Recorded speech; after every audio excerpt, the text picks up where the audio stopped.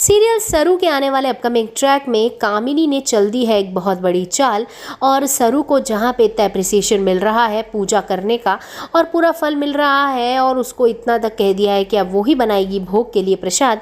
तो सरू किचन में पहुंच जाती है लड्डू बनाने के लिए। मोतीचूर के लड्डू जब सरू बना रही होती है तो जान करके एक नौकरानी को भेजती है कामिनी और कहती है सरू से कि बुला के लाओ उसे इस बहाने से कि दादी सा उसे बुला रही है। तो सरू के पास जैसे ही नौकरानी पहुंचती है और बोलती है कि तुम्हें दादी से बुला रही है तो सरू तो वहीं पे प्रसाद बनाते बनाते बीच में छोड़ के निकल जाती है। बस यहीं पे तो मौका उठा लेती है, मौके का फ़ायदा उठाती है कामिनी और कामिनी मिला देती है जहर मिला देती है लड्डुओं में और उसके बाद फिर वापस से सरुआ के लड्डू बनाती है।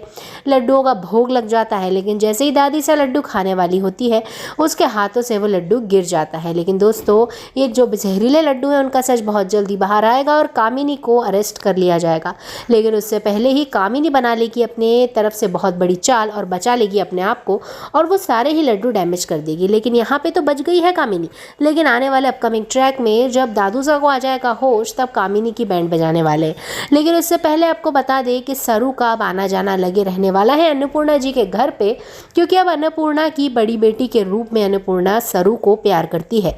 सरू दूसरे दिन भी, पूजा के दूसरे दिन भी अपने दादू सा से मिलने पहुंच जाती है और उनको पैम्पर करने के लिए उनके पैर दबाती है।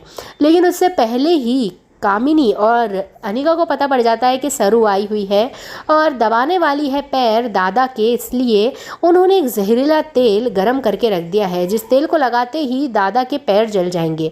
और सरू तो प्यार से वो तेल लगाती है, लेकिन जैसे वो तेल के मसाज करती है तो जलन होने लगती है दादू सा को और उनके पैर जलने लग जाते हैं। इसी बात पे जैसे ही ऐसा होता है कामिनी बहुत एक्टिंग करती हुई दौड़ती हुई आती है और कहती है कि ये सरू ने अपने देहाती गाँव के नुस्खों को करके अब दादू सा के पैर खराब कर दिए, जला दिए।